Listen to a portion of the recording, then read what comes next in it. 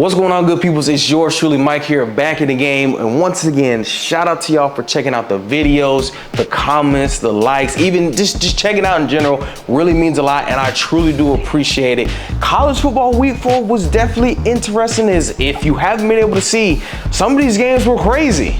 They were definitely crazy to say the least, from Colorado to JMU, that we will discuss.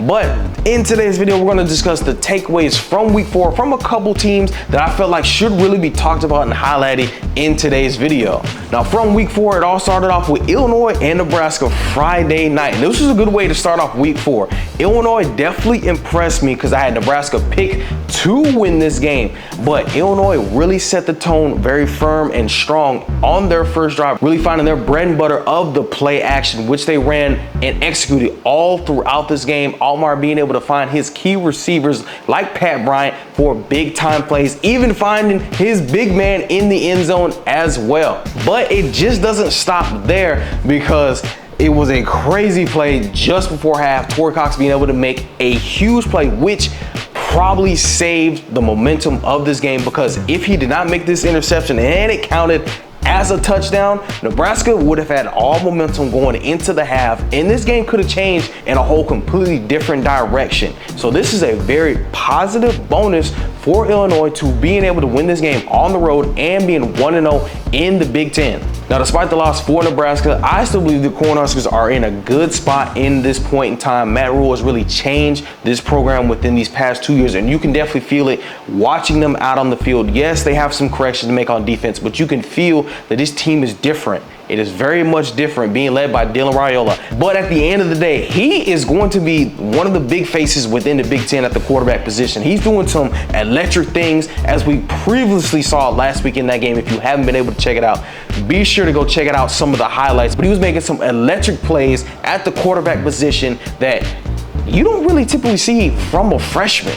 That's the crazy part about it. He is just a freshman making plays like this. So don't panic too early. Nebraska, you guys are gonna be all right going forward. Now, Saturday at 3:30, USC versus the University of Michigan. And this was a heavyweight smash mouth type of football game that we as offensive linemen love to see, that you can dominate the line of scrimmage. Y'all know I've expressed it so many times that we love to see domination of the line of scrimmage. Despite them not being able to pass the ball as much as people would love to see, it is still good to see what you can do from the line of scrimmage with brand new faces on that offensive line and new faces overall on that offense. And this is really big and was a key game for them. It was tough against USC, but it was really big because it helps them back in the hunt for the college football playoffs, as well as making the way back to the Big Ten championship game.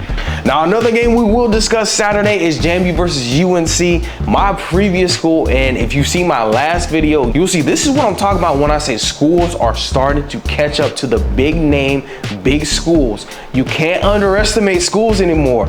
Teams are starting to catch up and get better due to the recruiting by the coaches and the transfer portal. Now, as we all know, Curt Cignetti left to go to the University of Indiana, and several players hit the transfer portal. So this is a brand new team with new faces and a new head coach, Bob Chesney. So this is a lot for this program. I already know this program is enriched with so much winning mentality, but this is really big that they can get this win in his first year as a head coach. Now, Saturday night we had Colorado versus Baylor, and this was a big, crazy game. I thought they were gonna have us up till 2 a.m. once again, but Colorado was able to pull this one off.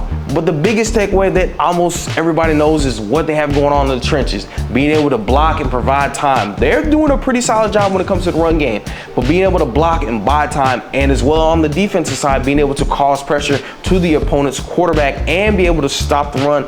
Baylor was able to run the ball and get some big chunks of yards. But back to the offensive side of things, that's going to be their biggest thing, is trying to give Shedeur time, because when we know he is very deadly when he's cool, calm, collected in that pocket, making plays. But that's really not even the craziest part about this game.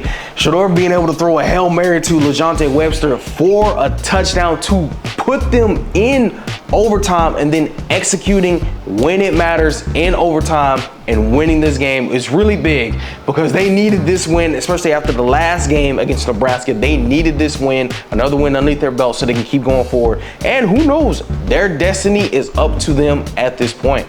But these are just some of my takeaways from some some of these games in week 4. Be sure to let me know down in the comments what you think about these games, what games stood out to you, and performances from college football week 4. I will catch y'all in the next one.